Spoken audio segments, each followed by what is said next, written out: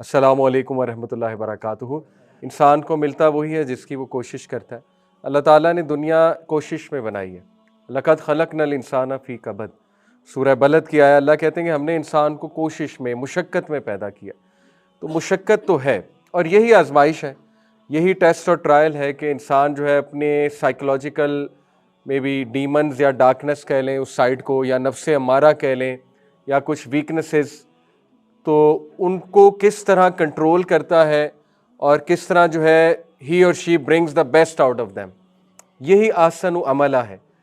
अल्लज़ी खलक़ल मौत वल हयात लियब्लुवकुम अय्युकुम ahsanu अमला, कि हमने ज़िंदगी और मौत नहीं बनाई लेकिन इसलिए कि हम देखें तुम में आसन अमल करने वाला कौन है।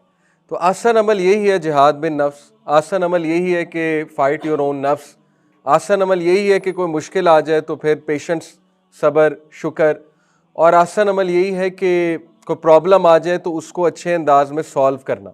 ये सब आसन अमल में आता है अल्हम्दुलिल्लाह। और Islam has given us a complete framework अल्हम्दुलिल्लाह। हमारी खुशनसीबी ये है कि इस्लाम ने हमें पूरा फ्रेमवर्क दे दिया, दुआएं सिखा दी, पॉजिटिव रहने का तरीका बता दिया, तवक्कल का कॉन्सेप्ट दे दिया, नमाज का फ्रेमवर्क है पूरा अल्हम्दुलिल्लाह। So there is so much जिसकी मदद हम पकड़ सकते हैं। इसीलिए अल्लाह ने कहा वस्ताईनु बिस्सब्री वस्सलाह, नमाज और सब्र में ताकत पकड़ो, मदद पकड़ो नमाज और सब्र में अल्हम्दुलिल्लाह।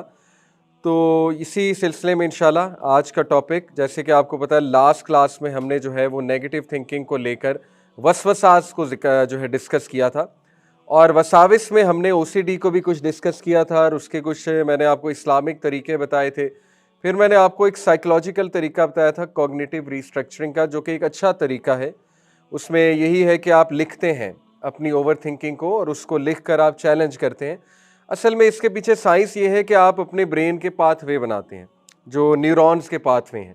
ये बेसिक साइंस है। देखें, what wires together fire together, ये साइकोलॉजी में एक जुमला है कि जो चीज़ वायरिंग आपस में इकट्ठी बना लेती है वो फिर उसी तरह आपके न्यूरॉन्स फायर भी करते हैं। तो जिस तरह वायरिंग है, ये वायरिंग आपको नज़र आ रही है, इस तरह आपकी ब्रेन में भी एक वायरिंग है, वो न्यूरॉन्स के कनेक्शन है।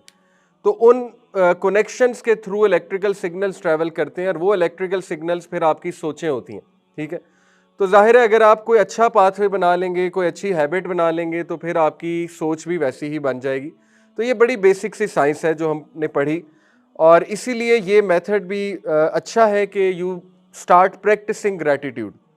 आपका वो पाथवे ग्रैटिट्यूड का बन जाएगा। देखें, जो बंदा बहुत शिकायतें करेगा और मुंह पे शिकायतें ही लाएगा, उसका फिर वो वाला पाथवे बनेगा शिकायतों वाला, उसकी फिर नेगेटिव थिंकिंग ही ज़्यादा होगी क्योंकि वो नेगेटिव ही अल्फाज बोल रहा है। जो शुक्रगुजारी के अल्फाज बोलेगा, इसीलिए हमारा दीन बहुत इस पर तलकीन करता है कि अल्हम्दुलिल्लाह कहो हर बात पे, अल्लाह का शुक्र करो और सोचा करो कि अल्लाह की नेमतें कितनी ज़्यादा हैं। ठीक है, तो ये सब हमने अल्हम्दुलिल्लाह पिछली क्लास में बहुत डिटेल में हमने डिस्कस किया था। आज कुछ और आपको टेक्निक्स बताता हूँ साइकोलॉजी से इंशाल्लाह ताला, अपनी सोच को ठीक करने के हवाले से या अपनी प्रॉब्लम्स को इंशाल्लाह ताला ठीक करने के हवाले से। साइकोलॉजी में काफ़ी स्कूल ऑफ थॉट्स हैं, लेकिन फ़िलहाल हम ये 4 स्कूल ऑफ थॉट्स की अप्रोच के मुताबिक मसाइल को हल करने का डिस्कस करते हैं इंशाल्लाह ताला। ठीक है, सबसे पहली कॉग्निटिव अप्रोच है। कॉग्निशन सोचों को कहते हैं। तो देखिए, सोचें ही असल में कॉग्निटिव अप्रोच के साइकोलॉजिस्ट ये कहते हैं कि हर चीज़ सोचों से जन्म लेती है। सोचों को ठीक कर लो तो सब कुछ ठीक हो जाएगा। ये इन शॉर्ट उनकी अप्रोच है। ठीक है, तो उसमें डिस्प्लेसमेंट थ्योरी जो है, ये एक कॉग्निटिव रिस्ट्रक्चरिंग को ही डिस्प्लेसमेंट थ्योरी भी कहते हैं। यानी डिस्प्लेस कर दो, बुरे ख्यालात को अच्छे ख्यालात से डिस्प्लेस कर दो, दैट्स इट। आपके मसले हल होना शुरू हो जाएंगे। जैसे मैं एक मिसाल अक्सर दिया करता हूँ। अब देखिए, ये 4 अप्रोच हैं, बिहेवियरल, ह्यूमनिस्टिक और साइकोडायनेमिक। बिहेवियरल वाले जो हैं वो बिहेवियर और एनवायरनमेंट पे फोकस करते हैं। इसी तरह जो ह्यूमनिस्टिक वाले हैं वो इनर पोटेंशियल और विल पावर पे फोकस करते हैं। ठीक है, इसी तरह जो साइकोडायनेमिक अप्रोच वाले हैं वो बहुत डीप लाशऊर के जो थॉट्स हैं, जो अनरिजॉल्व कॉन्फ्लिक्ट्स हैं, वो उन पे फोकस करते हैं। अब मैं एक मिसाल से हमेशा समझाता हूँ कि देखिए, मिसाल के तौर पे कोई बंदा इन चारों साइकोलॉजिस्ट के पास जाता है और उसका मसला ये होता है कि उस बंदे का ये बिलीफ बन चुका है कि दुनिया में अच्छाई नहीं है या दुनिया में मोहब्बत नहीं पाई जाती। ठीक है, यानी there is no such thing as love. वो इतना कड़वा हो चुका है वो बंदा। ठीक है, because of so many experiences. अब कॉग्निटिव वाले के पास जाएंगे तो वो किस तरह उसके साथ डील करेगा। वो उसको सिंपली ये डील करेगा कि वो उससे बातचीत करेगा और वो बातचीत करते हुए सिंपली उसमें पॉजिटिविटी डाल रहा होगा और इतने माहिराना अंदाज में डाल रहा होगा कि उसको पता भी नहीं लगेगा।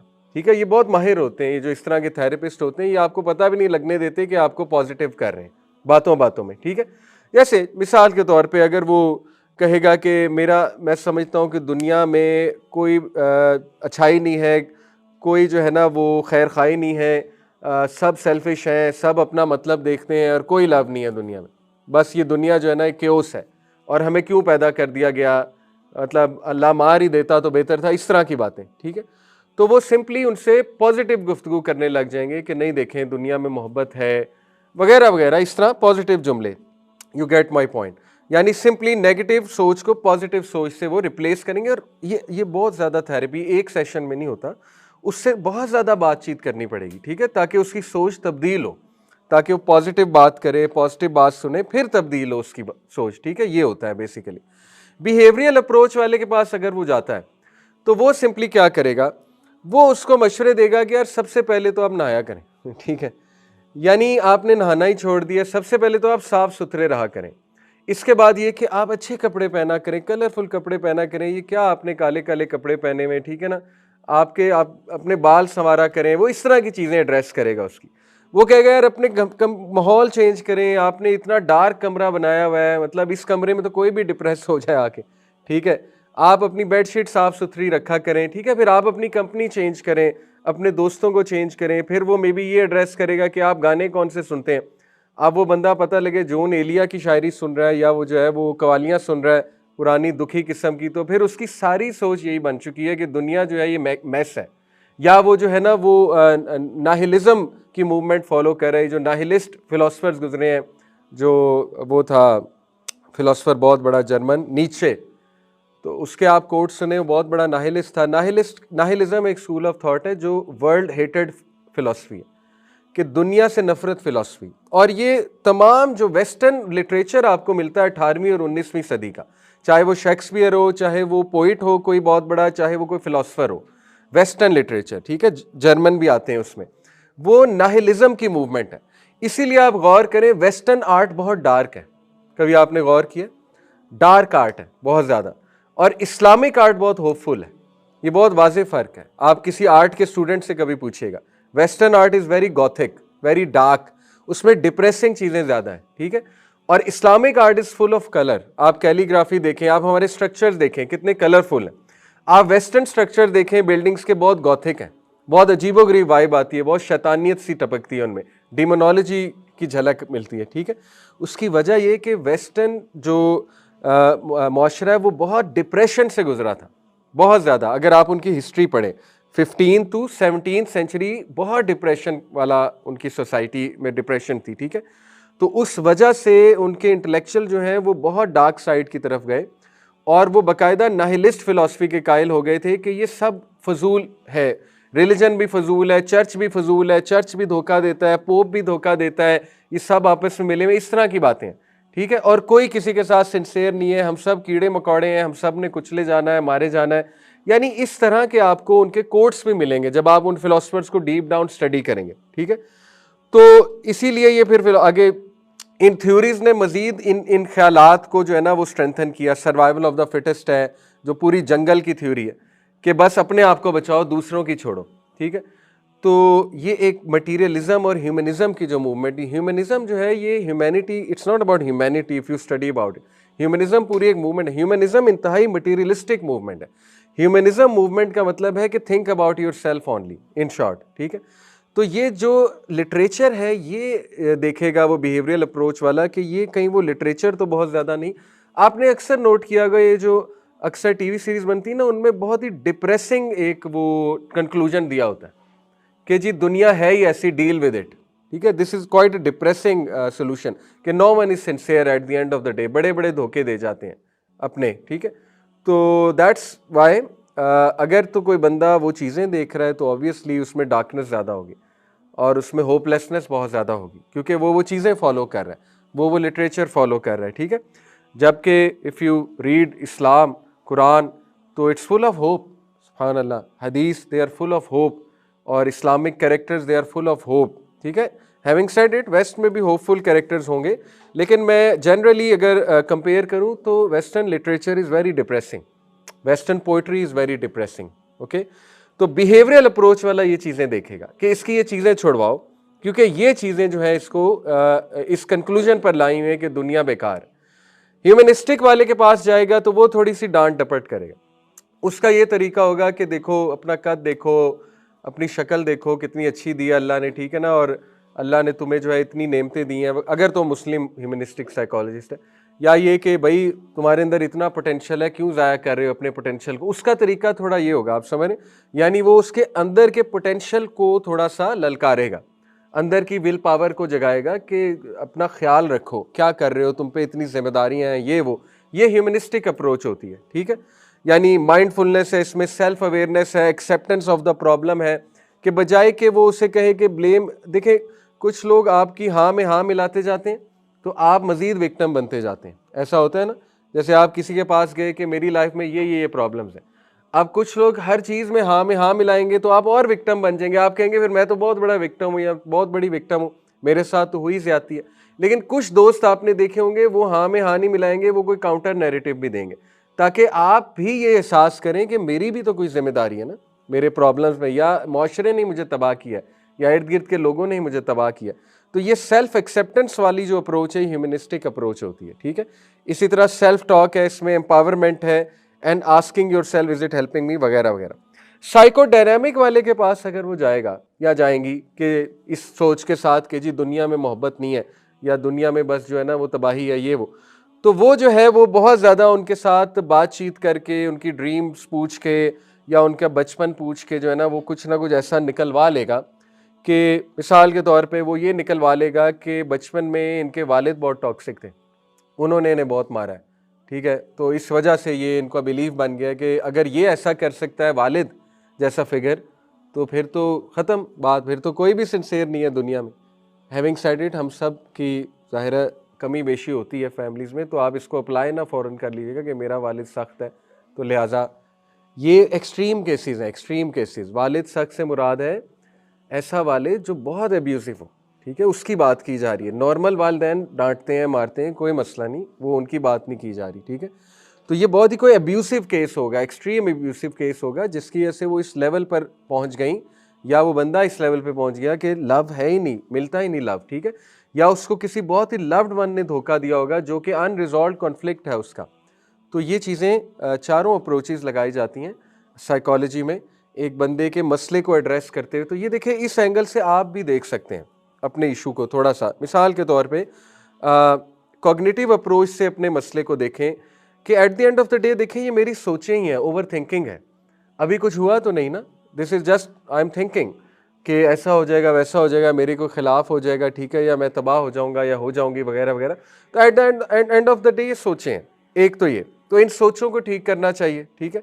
दूसरा ये कि बिहेवियरल अप्रोच से भी देखें अपने मसले को कि मेरी रूटीन क्या है, अगर मेरी रूटीन ही डिप्रेस्ड है तो फिर मैं खुश कैसे रह सकता हूँ, ठीक है, ये भी है एक एंगल देखने का। और कई मिसालें हैं मेरे सामने, लोगों ने अपनी रूटीन्स ठीक की, वो ठीक हो गए, जल्दी सोना शुरू किया, ठीक है। देखिए मेहनत तो है ना, अब एक बंदा कहे कि ये भी नहीं मैं कर सकता, जल्दी भी नहीं मैं सो सकता, यानी कुछ भी चेंज नहीं कर सकता, तो फिर वो तो बहुत बड़ा मसला है, फिर तो उसने या तो शैतान ने बहुत ज़्यादा उस पर हावी हो चुका है, या फिर वो पता नहीं उनका बहुत ही कोई सीरियस इशू है। अदरवाइज करना तो चाहिए, सीधी सी बात है, if you will change something in your life फिर ही चेंज आएगी। अदरवाइज देखिए कोई बंदा हाथ पकड़ा के तो नहीं करने वाला, ऑनेस्टली स्पीकिंग। अगर आप दूसरों पे रिलाई करेंगे तो फिर तो आप इंतज़ार ही करते रहेंगे, ठीक है। तो बिहेवियरल अप्रोच से भी आप अपने उसको देख सकते हैं इंशाल्लाह ताला कि मैं शायद कुछ चीज़ें ठीक करूँ, मे बी मेरे फ्रेंड्स चेंज होने वाले हैं, मे बी मैं थोड़ा सा अपना लाइफस्टाइल चेंज करके देखूँ, ठीक है, एक्सरसाइज स्टार्ट करके देखूँ, मे बी वॉक करके देखूँ, पार्क में जाया करूँ, वॉक करूँ, ठीक है, हो सकता है उससे मुझ में पॉजिटिविटी आए, और आती है। कई लोग जो है अपना लाइफस्टाइल चेंज करते हैं, रूटीन चेंज करते हैं, बड़ी पॉजिटिविटी आती है। Maybe I need to change the things I am seeing, I am watching, maybe I need to change the genre जो मैं देख रहा हूँ, ठीक है, ये सारी चीज़ें। तो इसी तरह इसमें देखें चेंजिंग अपीयरेंस है, चेंजिंग एनवायरनमेंट है, चेंजिंग रूटीन है, sitting in positive, and even diet. Some people change their diet और उनके थॉट्स चेंज हो जाते हैं, ठीक है। देखिए fast food is very dangerous, खा सकते हैं, हराम नहीं है, लेकिन डेंजरस इन द सेंस बहुत ज़्यादा खाएंगे तो मैं उसको कोई हेल्दी डाइट नहीं समझता। और मैं क्या, बल्कि जितने भी एक्सपर्ट्स हैं डॉक्टर्स, ऑब्वियसली वो आपको उसके अगेंस्ट एडवाइस करेंगे। तो हेल्दी डाइट से क्या मुराद है? देखिए प्रॉफेट सल्लल्लाहु अलैहि वसल्लम जो है वो सुबह उनकी आदत थी नीम गर्म पानी में शहद डाल के खाली पेट पिया करते थे। ये बड़ी पावरफुल आदत है और ये यकीन करें मैंने किसी दौर में लगाई थी, आज से 7-8 साल पहले। अब नहीं है ऐसी। इससे एक तो वेट लूज़ होता है बहुत ज़बरदस्त, दूसरा यकीन करें एनर्जी बहुत आती है, और तीसरा आप पॉजिटिव बहुत रहते हैं उस दिन। ये मतलब ये मेरा पर्सनल तजर्बा है, ठीक है। If you start your day like this, आप देखें कितनी ज़बरदस्त खूबसूरत रूटीन हो कि फजर पे बंदा उठे, थोड़ा कुरान पढ़े, ठीक है ना, और उसके बाद ये पिए शहद डाल के नीम गर्म पानी में। It's a very positive start to the day. तो ये यही कोशिश है बिहेवियरल अप्रोच में, करना पड़ता है इंसान को। And so many things change. मैंने कई लोगों को देखा है कि उनके मसाइल हल होना शुरू हुए when they started to change their routines. Humanistic approach से भी आप अपने एंगल उसके प्रॉब्लम को देख सकते हैं, ठीक है।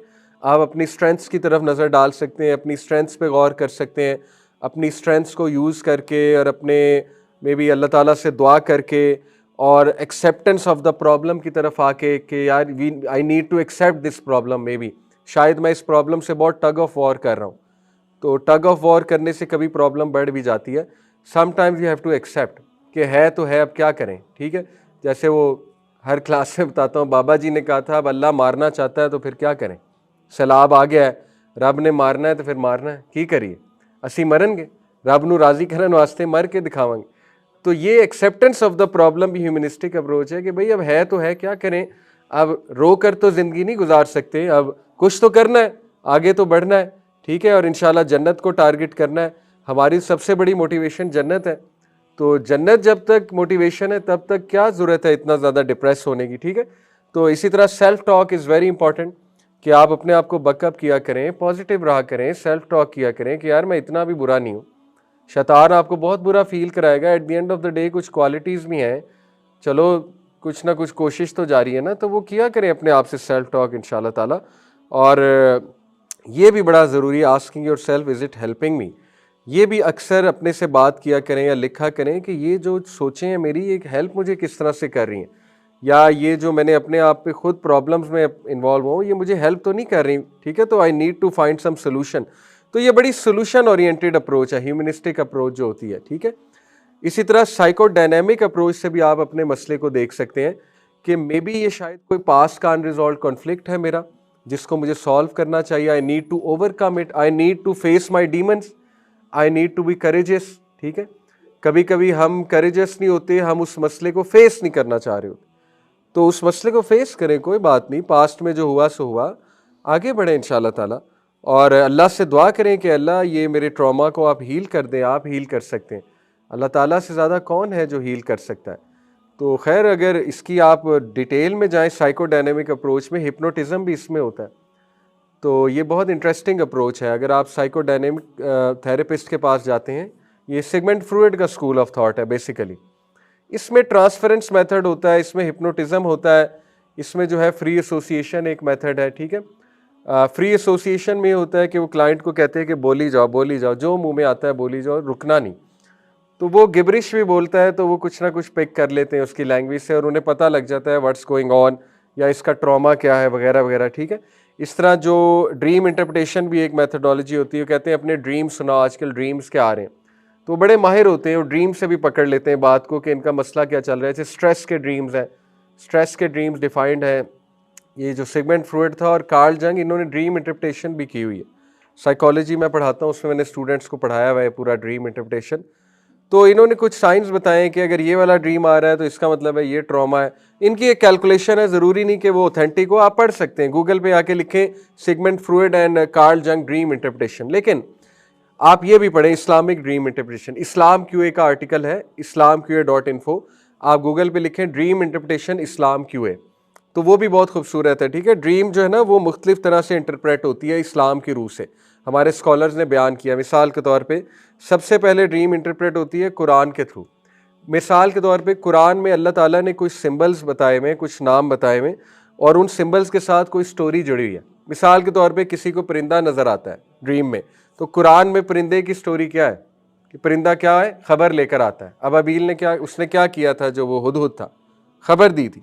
तो स्कॉलर्स कहते हैं जिसको परिंदे नज़र आ रहे हैं उसका क्या मतलब है, उसको कोई खबर मिलने वाली, अकॉर्डिंग टू कुरानिक इंटरप्रिटेशन, ठीक है। लेकिन ड्रीम इंटरप्रिटेशन इतना टेक्निकल सब्जेक्ट है कि ये 100% कोई भी ऑथेंटिक नहीं कह सकता यही होगा। हाँ, एक हदीस मिलती है कि अगर बहुत ही अच्छे इंसान से, सिंसियर इंसान से, इल्मी इंसान से ड्रीम डिस्कस करेंगे और जो वो कह देगा फिर वही होगी, क्योंकि वो अच्छी ही कहेगा। ये भी एक टेक्निकल बात। तो कुरान में कुछ है, जैसे हबल का जिक्र है, रोप का। किसी इंसान को रोप नज़र आ रहा है कुरान में तो उससे मुराद है कुरान, हबलल्लाह क्या है, अल्लाह ताला की रस्सी, कुरान। इसी तरह कुरान में अगर किसी खाने का जिक्र है तो उसके साथ कोई स्टोरी अगर जुड़ी है उससे रिलेट करेंगे वो, ठीक है। तो ये पहली इंटरप्रिटेशन होती है कुरान के थ्रू। दूसरी इंटरप्रिटेशन है हदीस के थ्रू, यानी हदीस में भी कुछ इस तरह के वाक़यात आए होंगे। जैसे मिल्क किसी ने देखा तो वो इल्म है, नॉलेज है, क्योंकि नबी ने हदीस में खुद बता दिया कि मिल्क मुझे पेश किया गया और मुझे जो है वो शराब पेश की गई, वो ख्वाब में भी और जिब्राइल इस्लाम ने मिराज के सफ़र पे भी, ठीक है। तो आई चोज़ मिल्क, और मिल्क फितरत है। मिल्क का मतलब है बंदा फितरत पे है और नॉलेज मिलेगा इससे, मिल्क का ये भी मतलब है। इसी तरह हदीस में इवन टीथ गिरने का भी जिक्र आता है, वो मुझे अभी एग्जैक्ट इंटरप्रिटेशन नहीं याद कि अगर कोई अपने टीथ गिरते देखता है तो उसका क्या मतलब है। स्नेक का देखें जिक्र, काला सांप। इसी तरह जो है वो कोई भी मूजी जानवर हो, छिपकली है, खैर वो शेर वगैरह मूजी जानवर ये होते हैं, तो उसका मतलब कोई बीमारी हो सकती है, शैतान है, हदीस की रोशनी में, ठीक है। इसी तरह फिर तीसरी अप्रोच होती है कि वो बंदा अगर कोई उसने देखा है उसका नाम देखा जाएगा, उसका नाम का मतलब क्या है, वो ड्रीम की इंटरप्रिटेशन होगी। जैसे मिसाल के तौर पे किसी को जो है वो ख्वाब में लेट से को बंदा नज़र आया, उसका नाम है बशीर आपके सर्कल में, तो बशीर का मतलब बशारत देने वाले को खुशखबरी मिलेगी। तो ये भी एक साइंस होती है कि उसका नाम का मतलब क्या है, जिसको वो बंदा नज़र आया। कलसूम लेट से किसी को नज़र आए, उसका क्या मतलब है, ठीक है। लेट से किसी को जो है वो दादी, हमारी नानियों के यही नाम थे ना, कलसूम, जन्नत खातून वगैरह वगैरह। जन्नत खातून किसी को नज़र आई तो इंशाल्लाह जन्नत की बशारत है, ठीक है। इसी तरह वो नाम का मतलब क्या है। तो ये बड़ी टेक्निकल साइंस है ड्रीम इंटरप्रिटेशन, जो हमारे उन्होंने ड्रीम इंटरप्रिटेशन के उन्होंने, ये इस्लाम की वे पे मिल जाएगा आप, ये सारी जो मैं बातें बता रहा हूँ इस्लाम की वे की बातें, ठीक है, आप खुद भी पढ़ सकते हैं। तो साइकोडायनेमिक अप्रोच में एक तो ड्रीम इंटरप्रिटेशन है, वो उससे पता लगा लेते हैं कि इनमें चल क्या रहा है, इनको स्ट्रेस चल रहा है, स्ट्रेस की वजह क्या है। फिर जाहिर है कि वो एक हिप्नोटिज़म तो फिर बहुत हाई लेवल अप्रोच है, वो तो इस लेवल पे जाते हैं कि NLP भी जो है आजकल बहुत फेमस हो रहा है, न्यूरो लिंग्विस्टिक प्रोग्रामिंग, अगर आपको पता है, उसके कुछ सर्टिफाइड लोग भी हैं आजकल, काफ़ी कॉमन है, काफ़ी लोगों ने कर लिया NLP वाले भी यही करते हैं ना कि वो आपके अकॉर्डिंग टू देम लाशऊर को एक्सेस करते हैं और लाशऊर को एक्सेस करके वो मसला हल कराते हैं। जैसे मिसाल के तौर पे वो आपकी आंखें बंद कराएंगे, आपको जो है ना ट्रांस स्टेट में ले जाएंगे, नींद, हाफ अस्लीप, हाफ अवेक, और उसके मुख्तलिफ तरीके हैं ट्रांस स्टेट में ले जाने के। मसल रिलैक्सेशन है, या आपके जो है ना वो एकदम से हाथ ऊपर करा के यूँ हाथ नीचे कराएंगे, वो होते हैं तरीके, मुझे इतना नहीं पता लेकिन उनको पता है। तो एनीवे वो उसमें फिर आपको कुछ इस तरह के जुमले कहेंगे कि सोचो तुम पानी में तैर रहे हो और अब बताओ व्हाट आर यू फीलिंग, या तुम अब और गहराई में जा रहे हो पानी में, अब तुम्हें क्या नज़र आ रहा है। ये हिप्नोटिज्म के तरीके हैं अकॉर्डिंग टू देम, ठीक है। साइंटिफिक कितने हैं ये एक डिबेट है कि इज़ इट साइंटिफिक मेथड और नॉट, लेकिन समटाइम्स इट वर्क्स, क्योंकि हिप्नोटिज्म से काफ़ी मसले हल भी होते देखे हैं लोगों के। एनीवे तो फिर इसी तरह वो इस तरह ले जाएंगे कि अच्छा चलो आंखें बंद करो और रिलैक्स हो और अपने पुराने घर में चले जाओ, बचपन के घर में।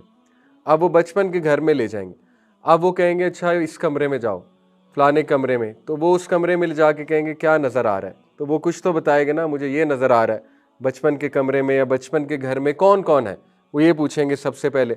तो इससे वो पता लगा लेंगे कि इसका बचपन डिस्टर्ब था या क्या था, मतलब समथिंग मस्ट हैव हैपेंड, तरीके होते हैं उनके।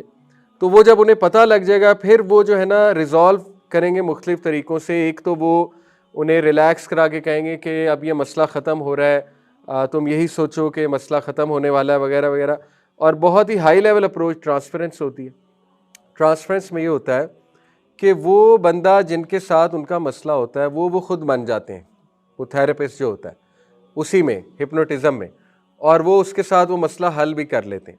और ये कुछ लोग कहते हैं इट वर्कड। मिसाल के तौर पे एक ख़ातून, ये मैं आपको रियल केस स्टडीज़ बता रहा हूँ, एक ख़ातून जो है उनके अपने वालिद के साथ बहुत मसाइल थे, ये वेस्टर्न केस स्टडी है, और वो उनका वालिद बहुत बड़ा अब्यूज़र था, मोलेस्ट करता था। तो वो वालिद अब फौत हो चुका था, ठीक है, लेकिन उसके जहन में बात बैठ गई थी, ठीक है, और वो बहुत ज़्यादा नेगेटिव। तो उसने थेरेपिस्ट ने किया क्या, ट्रांसफरेंस करा के खुद वालिद बन गया और ख़ुद वालिद बन के उससे माफ़ी मांगी कि बेटा मुझे माफ़ कर दो, ठीक है, यानी मैंने ज़्यादती की है, लेकिन ये कि अब मैं नहीं मौजूद तो मैं तुमसे माफ़ी मांगता हूँ, तो तुम माफ़ कर दो, भूल जाओ। तो ऐसा ही हुआ, उसने जब आंखें खोली तो वो हील हो चुकी थी अकॉर्डिंग टू द थेरेपिस्ट, ठीक है। इसी तरह वो इस तरह की चीज़ें भी, अब जैसे कोई डिवोर्स है तो वो इस तरह भी हील करा देते हैं, वो खुद बन जाते हैं, वो बंदा माफ़ी मांग लेते हैं उससे और हील कराने की कोशिश करते हैं। बहुत से तरीके हैं, कितना साइंटिफिक है वल्लाहु आलम, मुझे जितना पता था मैंने आपको बता दिया है। तो लोग कराते हैं, कराने वाले कराते हैं, जाते हैं थेरेपिस्ट के पास, हिप्नोटिस्ट के पास। जहाँ तक ये कि कितना इस्लामिक है, इसमें कुछ बस निटी ग्रिटीज़ का ख्याल रखना चाहिए, अदरवाइज़ कोई एज सच प्रॉब्लम नहीं है। आप इस्लाम की पे भी पढ़ लीजिएगा, hypnotherapy, hypnotherapy according to Islam, या सिंपल लिखें गूगल पे हिप्नोथेरेपी इस्लाम क्यों है, तो स्कॉलर्स को भी सुन सकते हैं आप। गूगल यूट्यूब पे लिखें हिप्नोथेरेपी शेख आसिम अल हकीम, हिप्नोथेरेपी डॉक्टर मोहम्मद सलाह, तो उनके भी व्यूज़ आपको मिल जाएंगे। तो आपको अंदाज़ा हो जाएगा कि hypnotherapy does it even work, या हिप्नोटिज़म जो है ये कोई कराना चाहिए इस्लाम की रूह से कि नहीं कराना चाहिए। लेकिन ये चार मैंने आपको बताया पर्सपेक्टिव्स हैं, तो ये बड़ा हेल्पफुल है। इंशाल्लाह आप अपने मसलों को इस तरह से हल कर सकते हैं, और आज के दौर में इनकी बड़ी अशद ज़रूरत है। देखें, आज के दौर में इसलिए ज़्यादा अशद ज़रूरत है क्योंकि आज के दौर में स्ट्रेस बहुत कॉमन हो चुका है और ज़्यादा हो चुका है बिकॉज ऑफ आवर लाइफस्टाइल। हमारी जॉब्स हैं, हमारे जॉब्स पे मसले होते हैं, ठीक है, हमारे वर्क प्लेस पे मसले होते हैं, हमारी फैमिलीज़ में मसाइल होते हैं, फिर इसी तरह पेरेंटिंग बहुत मुश्किल हो चुकी है। तो हम सबको रिलैक्सेशन टेक्निक सीखनी चाहिए। हम इंसान eight the end of the day, और हमें पॉजिटिव रहने की प्रैक्टिस करनी चाहिए, हमें अपना ख्याल रखना चाहिए ऑनेस्टली। अदरवाइज़ देखिए, अब ये वो दौर नहीं है जब प्रॉब्लम्स नहीं होते थे, फितरी लाइफस्टाइल थी, सुबह सुबह लोग उठते थे, नेचर में जाते थे, खेतों में काम करते थे, अच्छा खाते थे, ऑर्गेनिक खाते थे। अब जाहिर है आपको पता है वो दौर तो नहीं है, अब तो बहुत फास्ट पेस लाइफ है। तो ये चीज़ें पता होनी चाहिए, ये चीज़ें हम सबको सीखनी चाहिए, ठीक है। बहरहाल इसी तरह मैं आपको इंशाल्लाह ताला होप और ऑप्टिमिज्म के बारे में साइंटिफिकली बताता हूँ इंशाल्लाह ताला। देखिए, होप जो है, उम्मीद, ये एक साइंटिफिक कॉन्सेप्ट है, ये किताबी बातें नहीं हैं, ठीक है। और होप की जो साइंटिफिक डेफिनेशन है वो ये है, according to positive psychology. Snyder जो एक साइकोलॉजिस्ट था, उसने होप पे बहुत स्टडी किया और उसकी रिसर्चेज हैं बाकायदा होप के ऊपर। उसने होप को डिफाइन किया एज गोल डायरेक्टेड थिंकिंग। पहली ही डेफिनेशन, पहले ही सेंटेंस से होप क्या है, गोल ओरिएंटेड थिंकिंग है।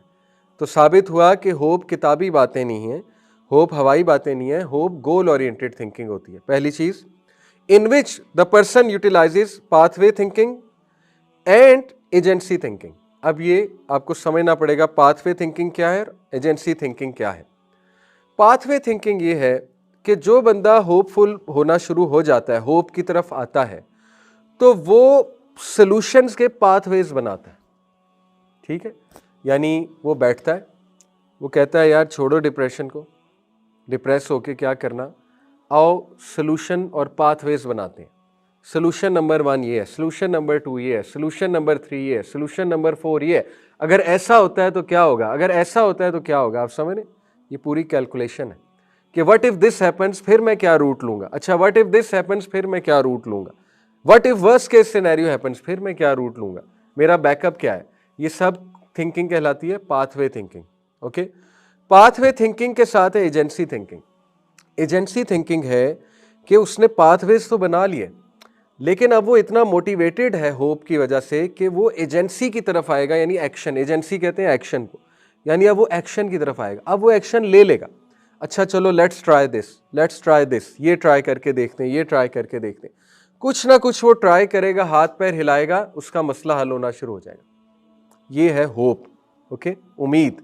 तो उम्मीद दोबारा पढ़ते हैं क्या है, गोल डायरेक्टेड थिंकिंग है, जिसमें आप गोल ओरिएंटेड होकर सोचते हैं, गोल डायरेक्टेड होते हैं, ठीक है।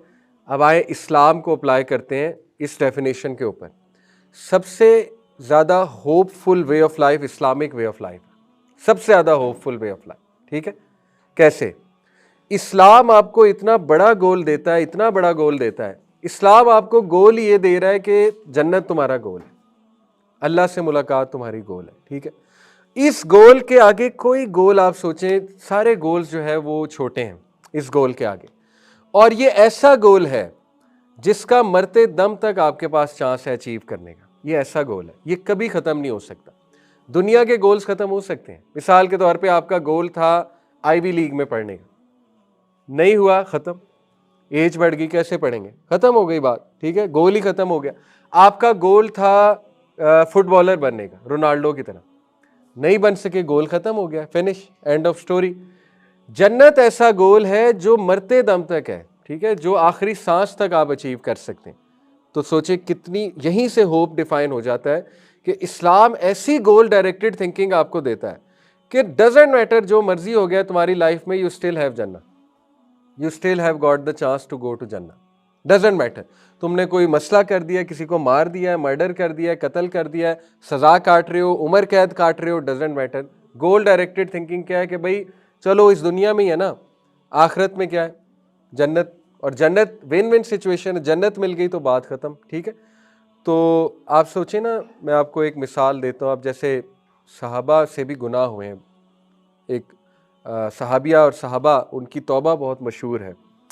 उनसे मैरिड थे तो ख़ता हो गई, फॉर्निकेशन हो गई, तो अब इतनी नदामत थी, हालांकि वो छुपा लेते इस गुनाह को और अल्लाह से तौबा कर लेते तो तौबा माफ़ हो जानी थी, क्योंकि इस्लामिक शरिया जो है उसका मिजाज यही है कि आप गुनाह को वाजे ना करो और तौबा कर लो अल्लाह से। हाँ, कोई गवाह है वो बता दें, अलग बात है, लेकिन गवाह भी कोई नहीं थे, तो उनसे रहा ना गया।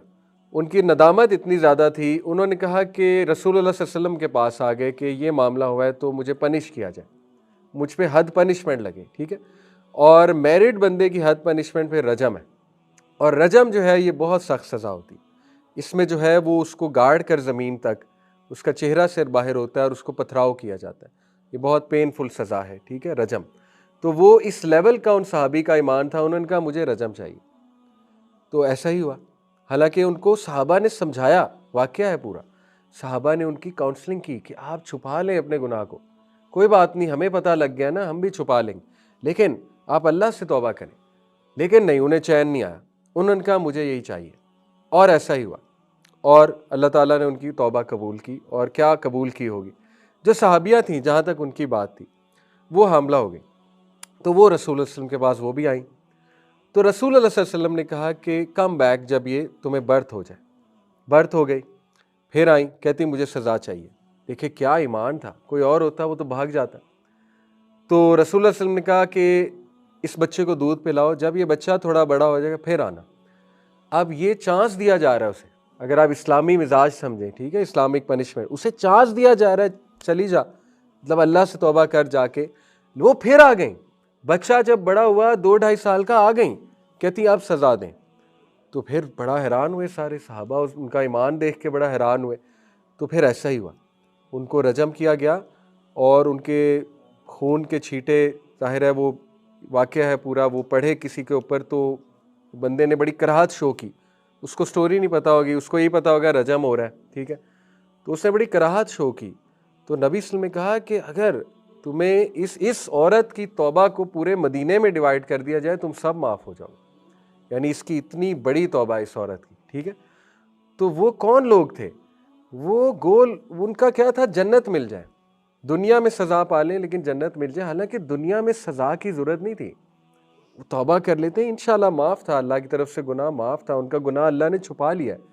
लेकिन वो उनको चैन नहीं आ रहा था कि नहीं, मैंने जो है ना वो फ्री, मैं बिल्कुल अल्लाह के सामने जब आऊँ तो मेरा खाता जो है वो इस गुनाह से पाक हो, ये चैन बात उन्हें लेने दे रही थी, इसलिए वो हाजिर हो गए। तो बहरहाल मैं आपको बताना ही चाह रहा हूँ कि हमारा दीन इतना होपफुल है कि एंड तक तुम्हारे पास चांस है, तौबा कर लो, एंड तक चांस है, विन विन सिच, कोई बात नहीं, ज़िंदगी ख़राब कर ली, कोई बात नहीं, मसला हो गया, कोई बात नहीं, फैमिली लाइफ नहीं ठीक गई थी, ठीक है, आजमाइशें होती हैं हर एक, कोई बात नहीं, ये फेलियर हो गया था, वो फेलियर हो गया था। वो भाई लुक के मेरी मुलाकात किससे होनी है, मेरे क्रिएटर से। Look forward to that meeting, कि मैं अपने रब से जब मिलूँ तो वो मुझसे राज़ी हो, ये मेरा गोल होना चाहिए, ठीक है। तो एज़ लॉन्ग एज़ ये गोल है तो होप ही होप है, होप को कोई नहीं ख़त्म कर सकता, होप कभी ख़त्म नहीं हो सकता।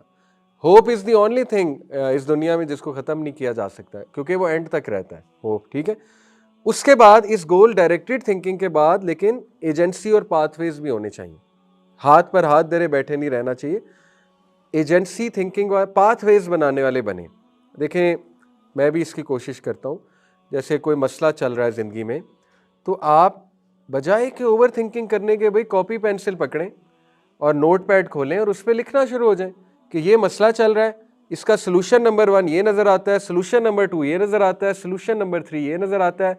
जब आप ये लिख लेंगे आपके ब्रेन को वैसे ही चैन आ जाएगा, आपको नींद आने लग जाएगी। अदरवाइज आपको नींद नहीं आएगी, आप सोचते रहेंगे ये मसला है, ये मसला है, ये मसला है। लेकिन जब लिख लिया हुआ है तो वैसे ही पाथवेज बनाए हुए, तो आपका ब्रेन चैन में आ जाएगा कि यार मैंने तो पाथवेज बना लिए।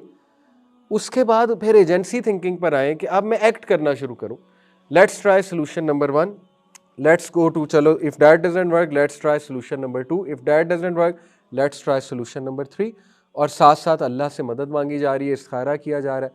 कितना खूबसूरत कॉन्सेप्ट आगे बढ़ने का और अल्लाह की मदद मांगने का। ये रेजिलियंस की भी यही मोर और लेस डेफिनेशन, रेजिलियंट लोग भी यही करते हैं, ठीक है। वो हाथ पर हाथ नहीं धरे बैठे, वो प्रॉब्लम को आइडेंटिफाई करके सोल्यूशंस की तरफ आ जाते हैं।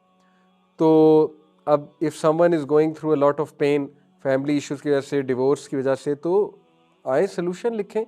अल्लाह ने बहुत सोल्यूशंस लिखे। देखें, कुरान तो इस हद तक तलकीन करता है सोल्यूशन ढूंढने की, और इतनी सख्त आया है और इतना नाराज़ होगा अल्लाह उससे जो सोल्यूशन नहीं ढूंढता, कि कुरान में एक आयत है, मुझे उसका एग्जैक्ट रेफरेंस नहीं याद। आयत ये है कि उन लोगों के बारे में है जो नेकी पर अमल नहीं कर सके थे, तो फरिश्ते जब उनकी रूह कब्ज़ कर रहे होंगे तो वो रिग्रेट करेंगे कि हाय काश हम नेकी पर अमल कर लेते।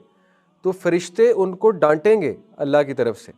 फरिश्ते उन्हें कहेंगे क्या अल्लाह की ज़मीन वसी नहीं थी, हिजरत क्यों नहीं की, हाथ पर हाथ धरे क्यों बैठे रहे हो, यानी इस जगह क्यों फंसे रहे जहाँ पे गुनाह होता था। क्या अल्लाह की ज़मीन वसी नहीं थी, हिजरत क्यों नहीं की तुमने। तो देखिए, कुरान इस लेवल पे सोल्यूशन ओरिएंटेड बनाता है कि do something to change your position. अल्लाह ताला ने तुम्हें इंसान बनाया है, अल्लाह ने तुम्हें हैवान जानवर नहीं बनाया जो एक जगह पर बैठे रहे, ठीक है, और जो है वो कुछ करे ही ना। तो ऐसा ना हो कल को हमें उल्टा सवाल कर लिया जाए कि क्यों नहीं किया, ये नज़र आ रहा था तुम्हें सोल्यूशन, क्यों नहीं किया, क्यों अपने आप को टॉर्चर देते रहे हो, क्यों इस जगह से नहीं शिफ्ट हो गए, क्यों ये जगह से हिजरत नहीं कर ली इन अ ब्रॉडर पर्सपेक्टिव, ठीक है। तो इसलिए दिस इज़ होप, और इसकी बाकायदा वर्कशीट्स होती हैं जिसमें साइकोलॉजिस्ट आपको पाथवे और एजेंसी थिंकिंग की एक्सरसाइजेस करवाते हैं, वो आपको पाथवेज बनाना सिखाते हैं, ठीक है। मिसाल के तौर पे कोई बीमारी हो गई, अब हाशिम के साथ मेरा टाइम गुजरा है, वो जो बच्चा था जिसको स्टेज 4 कैंसर हो गया, stomach cancer, then he died, तो उसके साथ माशाल्लाह मेरा स्टूडेंट था। तो अभी खैर पिछले 2 हफ्ते पहले की बात है, एक और स्टूडेंट की डेथ हो गई, हार्ट अटैक, अचानक हार्ट अटैक। मैंने वो अपने इंस्टाग्राम पे लगाया था और फेसबुक पे। वो इसी तरह आप लोगों की तरह क्लास में आता है, वहाँ बहरिया में आता था। शॉकिंगली 2-3 क्लासेस में नहीं आया, मुझे पता लगा कि हार्ट अटैक हो गया, डेथ हो गई, और उसकी उम्र थी 24 साल, 25 साल। तो बहरहाल यंग डेथ्स बड़ी कॉमन हो रही हैं। एनीवे, तो हाशिम के साथ मेरा चूँकि टाइम गुजरा है, तो हाशिम जो है माशाल्लाह, इवन दो उसको पता था कि मैं नहीं बचूंगा, स्टेज 5 हो गया था ना, फिर स्टेज 4 के बाद वो तो फिर होपलेस कंडीशन होती है, लेकिन मैंने उसे बड़ा ज़बरदस्त पाथवे थिंकिंग और एजेंसी थिंकिंग वाला देखा। यानी वो जब मैं जाता था बताता था मुझे कि अच्छा मेरा एक सोल्यूशन ये है, ये हम कर सकते हैं, ये कर सकते हैं, we can call for donation. अब वो उसे डॉक्टर्स ने एंड में ये कह दिया था कि तुम्हारा इलाज अमेरिका से शायद हो जाए, लेकिन 100 crore 102 crore something like this ये कॉस्ट है। तो उसने पूरी कैलकुलेशन लगाना शुरू कर दी, कहाँ से आएगी, कैसे आएगी, ठीक है ना। तो वो मैं आपको बता रहा हूँ, वो इतने ज़्यादा यानी एक्सट्रीम बीमारी में भी उसका होप नहीं मरा, एंड तक था कि हम कुछ कर सकते हैं। और यही रवैया अल्लाह सुब्हानहू तआला को पसंद है। तो खैर अल्लाह ताला की रज़ा कुछ और थी। तो ये चीज़ जो है अपने अंदर लाना बहुत ज़रूरी है इंशाल्लाह, और इसकी आदत बनाई जाती है, ऐसे नहीं आती, ये एक हैबिट बनती है। और ये हैबिट इसी तरह बनेगी कि you have to do it, आपको प्रैक्टिस करनी पड़ेगी ओवर एंड ओवर अगेन। अब हमारा एजुकेशन सिस्टम भी बहुत थक्कड़ है, sorry to use this word. क्योंकि देखिए ये चीज़ें बच्चों को 1-2 क्लास में सिखा रहे हैं गोरे। अगर आप वेस्टर्न एजुकेशन सिस्टम पे नज़र डालें, उनकी जो है वो काउंसलिंग क्लासेस होती हैं, उनका पूरा सिस्टम अगर एजुकेशन सिस्टम आप उठा कर देखें, उनकी जो है वो उन क्लासेस में वो बच्चों को गोल्स शुरू से बनाना सिखाते हैं, मिशन स्टेटमेंट बनाना सिखाते हैं, विजन स्टेटमेंट बनाना सिखाते हैं, वो जो है वो पाथवेज, एजेंसी थिंकिंग, ये सारी चीज़ें वो सिखा रहे हैं बच्चों को कि आपने मूवर और शेकर कैसे बनना है, ठीक है, आपने जो है वो सोल्यूशन ओरिएंटेड कैसे बनना है। तो हमारे यहाँ इन चीज़ों की बहुत कमी है। हमारे यहाँ इवन जो वो भी रखा होता है ना, जो काउंसलर रखा होता है स्कूल्स में, उसका एक ही काम होता है कि बच्चों के वीज़े लगवाएं और बाहर भेजें। वो काउंसलिंग के लिए नहीं बैठा होता, उसका यही काम है कि बच्चे आए और उन्हें जो है ना वीज़े लगवा के बाहर भेजा जाए। तो ये तो काउंसलर नहीं होता है ना, ये तो भाई ट्रैवल एजेंट का काम है। तो स्कूलों ने काउंसलर भी इसलिए बिठाए हुए कि आओ मैं गाइड करता हूँ यूनिवर्सिटी कौन सी अच्छी है। तो बड़े कम स्कूल्स हैं जो बच्चों की मेंटल हेल्थ पे फोकस करते हैं और ये चीज़ें सिखाते हैं। कुछ स्कूल्स को मैंने देखा है कि वो बाकायदा एक एक्स्ट्रा लेसन रखा होता था उन्होंने, ठीक है। उस लेसन का नाम मेरे जहन से अभी निकल गया, एनीवे उस लेसन में बच्चों को ये लाइफ स्किल सिखाते थे, जैसे साइकेस टू नेम वन। मैं जब वहाँ पे था तो वहाँ पे एक लेसन होता था बाकायदा ये वाला, ठीक है। तो बच्चों को ये चीज़ें सिखाते थे, एक्टिविटी बेस्ड लर्निंग के थ्रू सिखाते थे, टीम बिल्डिंग, लीडरशिप और how to be a critical thinker, how to be an analytical thinker वगैरह वगैरह। तो ये चले, अगर स्कूल नहीं सिखा रहे, ये पेरेंट्स को करना चाहिए, ये पेरेंट्स की जिम्मेदारी। पेरेंट्स को बचपन से बच्चों को ऐसी एक्टिविटीज़ में इन्वॉल्व करना चाहिए, रिसर्च करनी चाहिए कि what can I do to do smart parenting of my child, ठीक है, कि कैसे मैं उन्हें एक गुड थिंकर बनाऊँ, एक प्रॉब्लम सॉल्वर बनाऊँ, कैसे मैं उन्हें जिम्मेदारी क्या दूँ उन्हें कि वो प्रॉब्लम सॉल्वर बने वगैरह वगैरह। तो इट्स एन आर्ट और ये आपको देखे सीखनी चाहिए इंशाल्लाह ताला। बहरहाल आखिरी चीज़, सैडनेस को अगर हम देखें तो सैडनेस की कुछ स्टेट्स जो हैं अगर साइकोलॉजी की लैंग्वेज में, तो वो ये स्टेट्स होती हैं।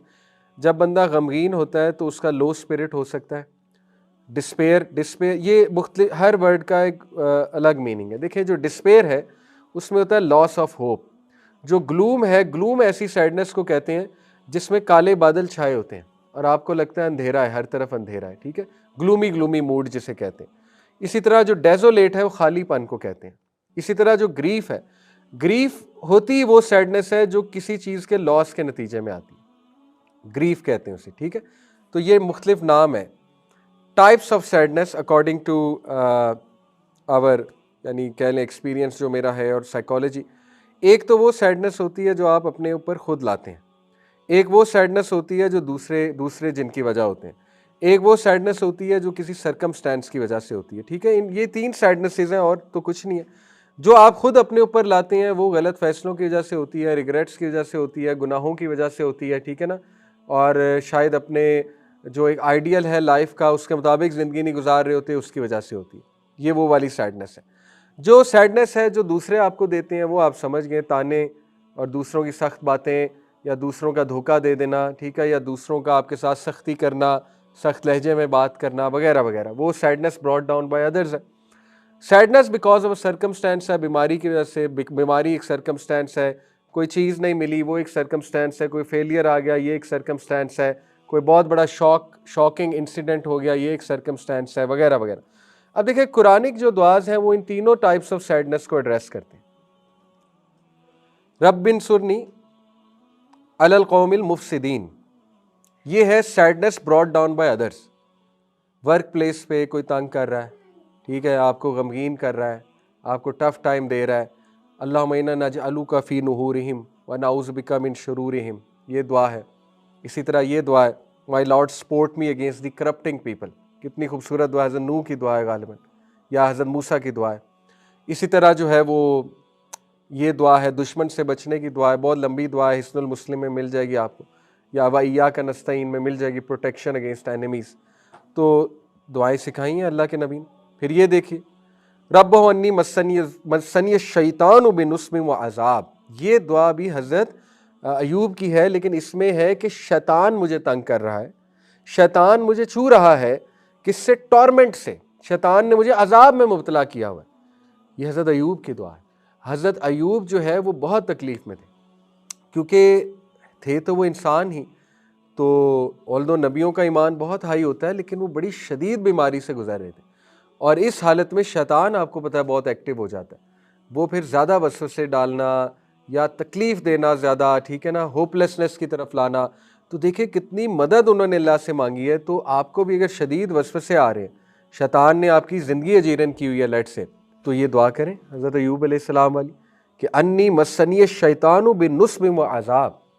इसी तरह अन्नी मस्सनी ज़ुर्रु व अंता अर्हमुर राहिमीन, ये है sadness because of a circumstance, बीमार है तो अल्लाह से कहे ऐ अल्लाह सख्त तकलीफ़ ने मुझे छू लिया है और बेशक आप अरहमुर राहिमीन है। देखिए ये जो नबियों की दुआएं हैं इसमें बड़ी फ़िलॉसफी है, कभी आप गौर करें। नबी हमेशा अल्लाह की पाकी बयान करके दुआ करता था, ला इलाहा इल्ला अंता सुब्हानका, ये क्या है, अल्लाह तू पाक है। अनफॉर्चुनेटली हम किसी प्रॉब्लम से गुजर रहे होते हैं ना, हमारे लाशऊर में बैठा होता है अल्लाह ने प्रॉब्लम भेजी है, अल्लाह ने मुझे मुसीबत में डाला है। हमारे लाशऊर में बैठा होता है अल्लाह ने मेरे नाल ऐ किता है।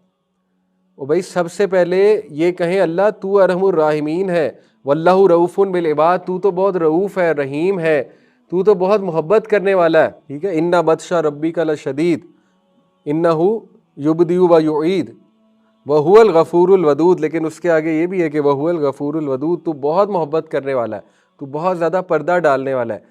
तो आप अल्लाह के बारे में सबसे पहले पॉजिटिव हों। ये नबियों की दुआएं देखें, वो अल्लाह को टोटली डिसोसिएट करने हैं उससे। जैसे हज़रत इब्राहीम इस्लाम ने हर बात पे अल्लाह को रेफ़र किया, वही तो है जो मुझे खिलाता है, वही तो है जो मुझे पिलाता है, वही तो है जो मेरी हिफाजत करता है, और वही तो है जो मुझे शिफा देता है जब मैं बीमार होता हूँ। तो बीमारी का रेफरेंस अल्लाह की तरफ नहीं डायरेक्ट किया, शिफा को अल्लाह की तरफ डायरेक्ट किया, बीमारी को अपनी तरफ डायरेक्ट किया कि वही तो है जो मुझे शिफा देता है जब मैं बीमार होता हूँ। ये नहीं कहा जब मुझे अल्लाह बीमारी भेजता है, ये भी तो अल्फाज हो सकते हैं ना, जब वो मुझे बीमारी भेजता है तो शिफा भी वही देता है। तो ये उनके आदाब थे अम्बिया के कि सबसे पहले अल्लाह ताला को आपने ये शो करना है कि ऐ मेरे रब, मैं ये सोच भी नहीं सकता कि आप जो है वो मेरे साथ कोई ज़्यादती करेंगे, या मैं सोच भी नहीं सकती कि आप जो है वो मुझे मुश्किल में डालेंगे, ठीक है। तो ये कहना बहुत बहुत ज़रूरी है, और ये यही अल्फाज है अंता अरहमुर राहिम, अल्लाह तू तो सबसे ज़्यादा रहम करने वाला है, रहम करने वालों में। कितने खूबसूरत अल्फाज हैं, देखें इतनी तकलीफ़ में भी वो अल्लाह की पाकी और पॉजिटिव अल्फाज हैं। वलम अकुन भी दुआ का रब्बी शकिया, हज़रत ज़करिया, ए मेरे रब मैं तो कभी मायूस ही नहीं हुआ तुझसे दुआ करके। हालांकि हज़रत ज़करिया ने कोई लाख बार तो दुआ की होगी औलाद की, क्या ख्याल है, बुढ़ापा हो गया था ना, तो वो तो कहते हैं मैंने तो कभी मायूस ही नहीं हुआ दुआ करके आपसे। तो ये अम्बिया ये सीक्रेट चीज़ सीख लें अम्बिया से। हमारी दुआएं क्यों नहीं कबूल होती? क्योंकि लाशऊर में ये बैठा हुआ है कि अल्लाह ने पूरी नहीं करनी, लाशऊर में ये बैठा हुआ है कि अल्लाह तो बहुत सख्त है, लाशऊर में ये बैठा हुआ है अल्लाह तो बहुत सख्ती करता है। वो निकालें लाशऊर से, सजदे में गिरें, अल्लाह के आगे रो पड़े, अल्लाह तू पाक है, तू पाक है, तू ज़्यादती कर ही नहीं सकता, ये मेरी कोताही है, ये मेरी जलालत है, ये मैं अपने ऊपर लाया हूँ। ला इलाहा इल्ला अंता सुब्हानका इन्नी कुन्तु मिनज़ ज़ालिमीन। ये बहुत लेवल की दुआ है, अगर आप इस पर गौर करें, ठीक है, कि अल्लाह ये मेरे डिसीजंस हैं, ये मैं अपने ऊपर लाया हूँ, आप पाक हैं, आप पाक हैं, आपने तो मोहब्बत ही की है हमेशा, आपने तो माफ़ ही किया है हमेशा, आप तो रहम करने वाले हैं बहुत ज़्यादा, तो अब भी कर दें। इस तरह वास्ते देकर देखें अल्लाह को, ठीक है, फिर आप देखें इंशाल्लाह। इसी तरह रब्बी इन्नी ज़लमतु नफ्सी फ़ग़फ़िरली, ये है sadness brought down by your own self. हज़रत मूसा की दुआ है, बड़ी खूबसूरत दुआ है ये दुआ, when you are going through anger and sadness, जब ये दो रिग्रेट, एंगर एंड सैडनेस, जब ये तीन इमोशंस मिक्स हो जाएं तो ये दुआ उसके लिए सबसे मुफीद है। क्यों? मूसा अलैहिस्सलाम से गलती से एक बंदा मारा गया था, वो एंग्री भी थे, वो सैड भी थे, वो रिग्रेटफुल भी थे और फियरफुल भी थे। चार इमोशंस हैं बल्कि इस दुआ के पीछे। फियरफुल भी, ही वॉज वेरी अफ्रेड कि मैं पकड़ा ना जाऊं, पहला fear. He was very sad कि मुझसे क्या हो गया, ठीक है। उसके बाद he was angry as well कि क्यों कर दिया। उसके बाद रिग्रेट कि ना होता। ये चारों इमोशंस इस दुआ में हल होते हैं। रब्बी इन्नी ज़लमतु नफ्सी फ़ग़फ़िरली, हर दुआ के पीछे जो है ना वो एक स्टोरी है, वो स्टोरी देखनी चाहिए, वो स्टोरी में इमोशन नज़र आएंगे आपको, ठीक है। इसी तरह कुरानिक लैंग्वेज में दाएं तो अल्लाह ताला ह्यूमन इमोशंस को सबसे ज़्यादा अल्लाह जानता है। अल्लाह ने सैडनेस की मुख्तलिफ टाइप्स बताई हैं कुरान में। सबसे पहले अलगम, अलगम गमाम से निकला है, गमाम क्लाउड्स को कहते हैं, तो ये वही है ग्लूम, अलगम, अलगम का जिक्र है ना कुरान में, this is the kind of sadness where the bad things hasn't happened yet but you are anticipating it.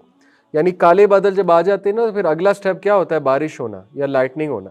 तो बादल अभी आए हैं, अभी मुश्किल आई नहीं, लेकिन आप गम ज़दा हैं कि मुश्किल आई खड़ी और मैं गया, तो इस सैडनेस को गम कहते हैं कुरानिक लैंग्वेज के मुताबिक, ठीक है। दूसरा हुज़न, कौल इन्नमा अशकु बस्सी व हुज़नी इलल्लाह, ये हज़रत याकूब के हुज़न। हुज़न वो वाली डिप्रेशन है जो किसी हादसे के बाद आती है, उसको हुज़न कहते हैं। अल्लाहुम्मा इन्नी औज़ु बिका मिनल हम्मी वल हज़नी, ये एंग्जाइटी की भी दुआ है ना, हम और हुज़न से अल्लाह मैं तेरी पनाह मांगता हूँ। हम जो है ये एंग्जाइटी को कहते हैं, हुज़न जो है ये एक ऐसी सैडनेस को कहते हैं, ग्रीफ को, जो किसी लॉस के ऊपर आ जाती है। मिसाल के तौर पे ये मिसाल भी दी हुई है, एक फार्मर जो है खेती बाड़ी करता है, अपने पानी शानी देता है अपने खेत को, और उसके बाद अचानक उसका खेत जो है वो बारिश होती है और ख़त्म हो जाता है, तो वो हुज़न में होता है। ये उसके लिए हुज़न का वर्ड इस्तेमाल किया जाता है। तीसरा है अलवैल। अलवैल जो है फ़वैलुल लिल मुसल्लीन, वैल फ़वैल, ठीक है, ये सूरह उसमें है अराइतल्लज़ी युकज़्ज़िबु बिद्दीन, सूरह माऊन में है, ठीक है। फ़वैलुल लिल मुसल्लीन, वैल जो है ये एक ऐसी सैडनेस को कहते हैं जिसमें यू फील कर्स्ड, क्योंकि वैल जो है ये एक अकर्स्ड प्लेस है जहन्नम में, ये एक कर्स्ड प्लेस है जहाँ पे सबसे ज़्यादा बदतरीन लोग जाएंगे। तो अलवेल उस सैडनेस को कहते हैं जिसमें you feel you are cursed, आप लानती हैं, आप मनहूस हैं, ठीक है, ये एक सैडनेस होती है। इसी तरह अल असिफ, ये एक सैडनेस है जो मूसा अलैहिस्सलाम के बारे में है कि जिसमें एंगर होता है। मूसा अलैहिस्सलाम जब पहाड़ से नीचे उतरे, अपनी कौम को बछड़े की इबादत करते देखा, तो गुस्से में उनके हाथ से तख्तियाँ गिर गईं। पूरा वाक़या ना, वो बड़ी बात है तख्तियों का गिर जाना, इन्हें गुस्सा था, तो उन्होंने बाकायदा यूँ दाढ़ी खींची अपने भाई की, बाल खींचे हारून इस्लाम के, तो उसमें उनका जो वर्ड आया है उनके इमोशंस का, वो असफ, कि he was very angry and sad, ये अल असफ होता है, ठीक है। उसके बाद जो है फिफ्थ है अल बस, इन्नमा अशकु बस्सी व हुज़नी, बस एंड हुज़न। बस जो है ये एक ऐसी सैडनेस को कहते हैं जो अंदर ही अंदर खा जाती है इंसान को, दीमक की तरह खा जाती है। और ये बस जो है इससे गुजर रहे थे हज़रत याकूब अलैहिस्सलाम बेटे की जुदाई में, ठीक है। तो इसी तरह आखिरी जो असा है, ये कहते हैं रिग्रेट और sadness over an opportunity lost. कोई अपॉर्चुनिटी थी, आपने नहीं की, अब आपको जो है सैडनेस हो रही है, काश मैं कर लेता, इसको अल असा कहते हैं। तो देखिए अल्लाह ने ये तमाम टाइप्स ऑफ सैडनेस कुरान में मेंशन की हैं, और आप इनकी स्टोरीज़ में जाएं कि फिर उन्होंने दुआएं क्या की, जहाँ जहाँ स्टोरीज़ मेंशनड है, मोर और लेस वो हज़रत मूसा अलैहिस्सलाम की दुआएं मिलेंगी आपको, रब्बी इन्नी लिमा अंज़लता इलैया मिन खैरिन फ़कीर, रब्बी इन्नी ज़लमतु नफ्सी फ़ग़फ़िरली, ठीक है। हज़रत नूह की दुआएं आपको मिलेंगी, हज़रत याकूब की मिलेंगी, हज़रत याकूब की स्टोरी बड़ी अमेजिंग है, हज़रत यूसुफ़ की दुआएं आपको मिलेंगी, हज़रत अयूब की दुआएं आपको मिलेंगी। तो वो दुआएं आर द सलूशन इंशाल्लाह। तो आज हम यहीं एंड करते हैं, लास्ट क्लास में इंशाल्लाह सैडनेस के सलूशंस भी देखेंगे इंशाल्लाह ताला, और नबी सल्लल्लाहु अलैहि वसल्लम कैसे कोप करते थे सैडनेस से, ये हम बहुत डिटेल में पढ़ेंगे इंशाल्लाह ताला। तो अभी चूँकि मगरिब का वक्त है, जज़ाकुमुल्लाह खैर, सुब्हानक